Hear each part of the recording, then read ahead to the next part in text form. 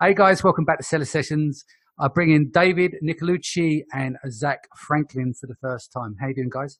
Doing good. Hey, how you doing? Excellent. So, David, we've had you on the show before. We've done how the Chinese sellers are winning the race. We covered in like a two-part series. We'd like to get a bit of an update on what's going on over there. I know that Zach, you're in Shenzhen at the moment. Whereabouts are you at, David? You're in Hong Kong, aren't you? Yeah, I'm based in Hong Kong right now. But you do spend a lot of time on the mainland as well, don't you? Oh, yeah, I'm coming back next week. Yeah. Cool. Right. So let's start up front, basically. Let's start April 2019. We can do a bit of backstory in a bit. But Zach, do you want to talk to me a bit about the community? What's going on at the moment? Yeah, sure. So first I'll do a short introduction, I think, since a lot of people don't know me. So basically, I'm the guy helping Chinese with digital marketing in China. I have a lot of software solutions for Chinese sellers, and I've been in Shenzhen for 3 years working with all the big guys here. Sounds good. David, do you want to do another introduction for yourself as well? Apologies, I should have done that at the top of the show. Oh, yeah, no worries. So, yeah, David. I've been in China for the past 5 years, working with some major Chinese sellers, Sambali, Anchor, OK. And from 2017, I founded my digital consulting agency in Hong Kong. It's the first Amazon consulting agency just for Amazon sellers. And I'm mostly helping Western sellers. So I'm on the other side. I do have some Chinese clients, some cooperation with Chinese, but mostly I'm on the Western side. Gotcha. Sounds good. Cool. Right. So if we jump in, go back to the original question. So Zach, do you want to talk to me a bit about the community? Where are we at the moment? Yeah. So it's April, which means that, we're past last year's Q4, past kind of the slump and Chinese holidays. So people are really kind of getting back into business. The meetups are in full swing because everyone's preparing for Canton Fair, just like all the Westerners. And you just have crazy amounts of meetups and conferences going on. So I know that I've been invited to about 5 going on next week. And they're pretty much every day right now. And it's really nice to go and see like 3,000 sellers in a single room. And this is something that's happening all the time here right now. Yeah, I mean, you guys do tremendous scale. It's like manufacturing over there. When you do your Amazon events, they're super large, aren't they? So, and the regularity of them. I mean, how many events have gone on in the last, say, 2 or 3 weeks that you know of? Probably 40, maybe more. Blimey. And so is that like an average crowd size is about 3,000 at each of these events? I would say between 500 and 3,000. 3,000 are kind of like as many people as you can fit in a hotel. So they don't tend to get so much bigger just because they don't have a venue for it. But I'm pretty sure they could pack the seats if they got a stadium. Blimey. So talk me a little bit about what goes on at these events and how different. I mean, you've been over to the UK and you've spoke here. What's the difference you see? How's the event structured? What are the kind of things that they're talking about and how they're networking? Yeah, so I think what's interesting is they're not too different, I think, from the Western events. You know, you don't have a lot of people going up and they're saying, here's how we hijack all the Westerners' listings. You know, that's not what's going on. You're not getting people going up there. How do we do fake reviews? You get people saying, here's how to use MiniChat. Here's how to use Facebook. Here's Shopify. Here's building a brand. They're talking about a lot of the same stuff that is going on in the West right now. No, it's interesting. Like, obviously, we can't just put it all on China that all of these black hat tactics come from. There is a large chunk that comes out of Asia. We know this. But it's interesting, like there isn't these circles where people are sitting down and going, right, okay, so how can we work out how to hijack a listing and claim it as our own and then register trademarks, for instance, so that we can take over the original brand. But that kind of stuff does go on, doesn't it? But that's not discussed openly. So I take it all those kind of things would be tucked away at private masterminds, or? It's just probably more conversations with friends. I was just in one of the bigger Black Hat offices today. Basically what it is it's a couple very, very powerful players. So it's not like millions of Chinese hijackers. It's like maybe 40 guys in all of China, but they just each hijack millions of listings. Gotcha. So it's not like an epidemic over there. It's a small portion of the population is like the driving force behind a bulk of this. Yeah, but they're really good at what they do, and they have a lot of automated software systems for this kind Yeah. of shit. No, that makes sense. David, let's bring you into the conversation. Where are you seeing things at the moment? Obviously, you go out to the mainland, you're in Hong Kong. What's some of your observations that's going on at the moment? Well, I do agree that there is, a boost in number of sellers and meetups happening pretty much everywhere. There's just a bunch of people hungry for, knowledge and networking. And I think, this is something that in the West, we are a little bit lacking. So we should actually, increase the number of meetups, because actually in Europe, for example, there are not as many meetups as definitely here in China. I know for sure there's a lot in the US, but not as much as in Shenzhen. I mean, I wouldn't be sure that the content is, as valuable as the kind of content that is shared in the US, but it's definitely great. I also do agree that there is less black hat, especially for the single player. That goes back to the fact that playing on Amazon today is much harder than what it used to be, right a few months ago, 1 year ago. All changed, end of last year, mid of last year. Before you had a lot of, single players from China, or a bunch of, young guys opening their business, trying to get some funds from some investors. Today, this is happening less and less, and there is still black hat, but it's more expensive, and it's for few players, but they definitely do it hardcore. So I definitely agree with this. The last thing that I can say for how it is going as of today, April 2019, is definitely more barriers at the entry for everyone, not just for Westerns, also for Chinese sellers, and this is changing some of the rules of the game. Yeah. I mean, you touched on a great point there, talking about funding. I mean, there's no shortage of cash coming into the economy over in China, is there, for like e-commerce? I mean, what is it, something like 50 billion pumped into the economy for people to raise cash in the last? Yeah, it's 50 or 70 within the last year. I don't remember, but yeah, we can Google that. Yeah, no, of course.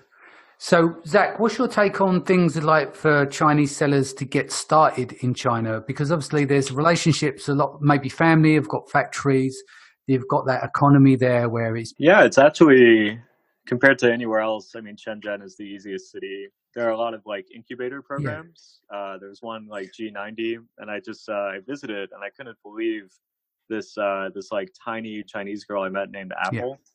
She learned about Amazon like a week before, 1 week before, but she already joined an incubator and sent products into Amazon Japan within 1 week. And so she got her first sale like the day that I met her. And so in under a week, she was already on Amazon and like selling, which is unbelievable when I think that a lot of Western guys I know take like 6 months, and they go through a lot more indecision about the products. Should I really be doing this? But in China, they just kind of go for it, because if you're American and you're kind of out there and you're just trying to find other sellers, it's really difficult, so you don't have a model of what it is like to succeed. You don't see other sellers in your daily life. But in Shenzhen, everyone knows someone selling, so they think, oh, I can do it too. And so that mental barrier to start is kind of gone. And if they want to learn, there's a lot of available options for them to learn how to do this. You can even actually learn e-commerce as a subject in university now. Do you want to just talk through to the audience about incubators, because they're very much like accelerators, etc. That's probably pretty much adopted from the startup culture, from Silicon Valley, from London and places like that. Yeah, sure. So the incubators, like I'll say like G90 as an example. So they're G90 because you're supposed to have a successful Amazon business after 90 days. So they give you an office and you have like a bunch of different Amazon teams there at the same time. And so they'll mix like educational content, but then taking action. And so by the end of the 90 days, most of them are selling on Amazon and doing it quite well. No, that makes sense because you've got like Seed Camp, Techstars. They're just what I remember off the top of my head from the tech industry side. And I don't think we've got that many of those in the UK. Obviously, around the world, everyone's doing courses and online, online courses, and they do like masterminds. But I've not seen that many in the Western world that are actually doing incubators. Yeah, there's not a lot of offline education for Amazon guys in the West. So no, I mean that could end up being a growing space at some point, because I think that could definitely be useful because you've got where people are putting a bit of money in, you've got mentors there who've been there, seen it, done it, helped them through the process as well.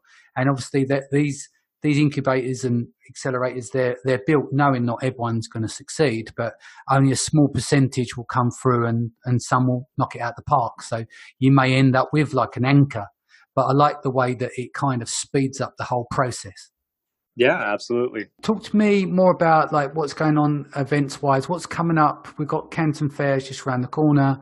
There's going to be the trade shows coming up in Hong Kong. What trends are you seeing on the ground over there? I don't really think I'm seeing many shifts because China has kind of got this down to an absolute science. Yeah. They have been doing these events for years and years and years. And so it's pretty much the same kind of deal it's been for the last couple of years. As far as topics, you're seeing a little bit more kind of people wanting to expand to different markets. So you have a lot of like Russian marketplaces making appearances, Latin American marketplaces making appearances, and for people to kind of diversify from Amazon. I'm seeing a little bit more talks about compliance and how to do the right thing, how to be legally okay on Amazon. I think a lot of the VAT scenarios have kind of shocked Chinese sellers. Like a lot of people a month ago realized, oh, hey, I can't sell in Germany. I should probably figure out this VAT thing. 93% that wasn't it? The Germans were very militant, and I can't remember what it was. It was a certain piece of paperwork that they need, like a VAT documentation. Yeah, so that's been a huge wake up call for Chinese sellers and trying to get compliant. Yeah. No, that makes total sense. What else David, on your side? What are you seeing? Well, if I have to give you an idea of what is being changing, which direction we're taking right now, as I said before, it's definitely much harder right now to run Amazon business. As for Chinese, as for Western people, there are more walls to the entry. There is a lot of factories right now that are entering this game. This is not, a good news for many Western sellers. This is part of their nightmares, having the factories competing against you. And this is happening, unfortunately. The black hat is still there, but with higher cost. And then there is, we are talking about Germany and Europe, for example. Now it's harder and harder to sell in Europe. I heard each different state needs a different VAT number. Entering the German VAT would cost 10,000 RMB for each seller. And something that is actually changing, Amazon is demanding more and more quality into their products. So this is also something that Chinese sellers are adapting to. They're not just throwing, the first product that would give them, profit in the short term. They're not really focused on that anymore, or not just on that. They're also trying to focus on the quality.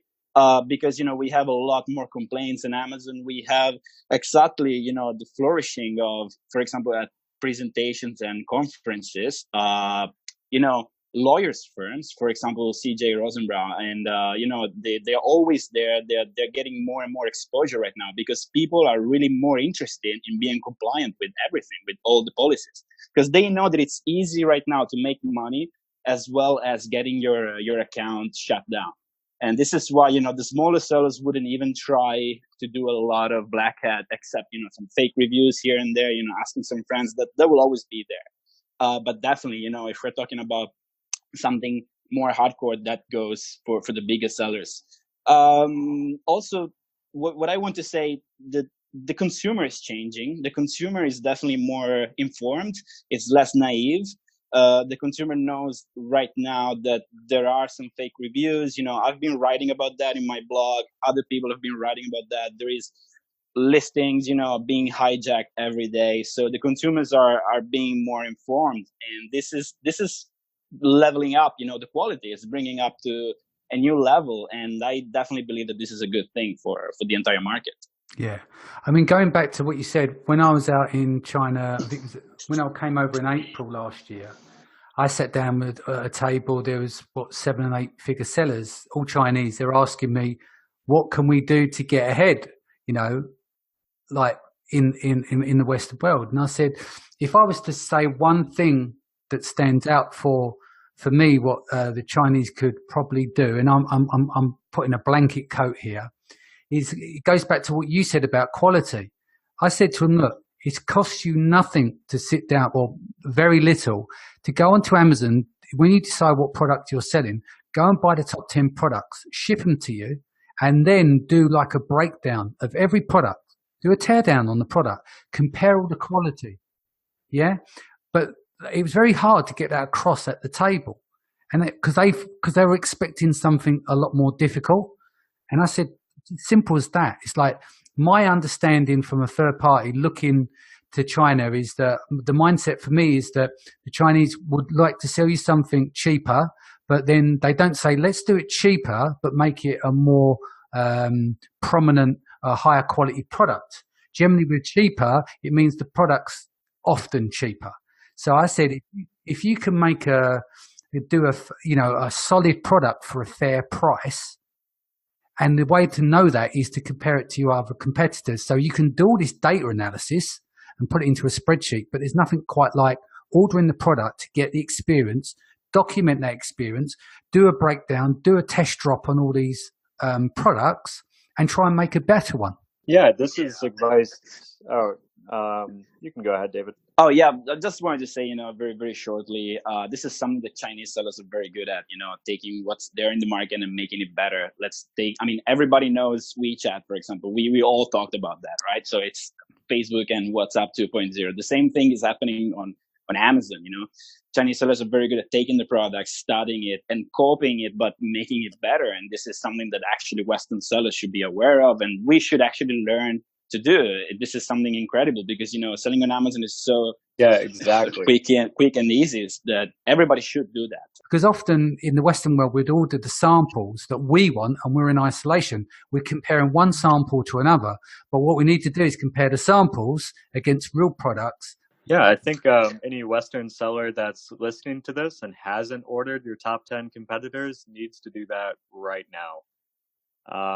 At ValueInc, we actually did that. We ordered the top 200 products that we thought were getting reviews really fast, and we learned a lot from this. So, would you mind spilling some beans? What did you feel that you learned from it when you broke this down? Well, we found basically a review strategy that ended up getting more than 20,000 reviews in 1 year. So we basically found it when they were doing really well after the incentivized review ban, and then we're like, how are these guys still getting so many reviews? And so we bought all the products and opened them up, and we saw all the inserts and all the websites and everything else, and found quite a bit of actionable stuff. We kind of combined everything together into one super software, everything we liked from each of the products, and ended up really finding a winner.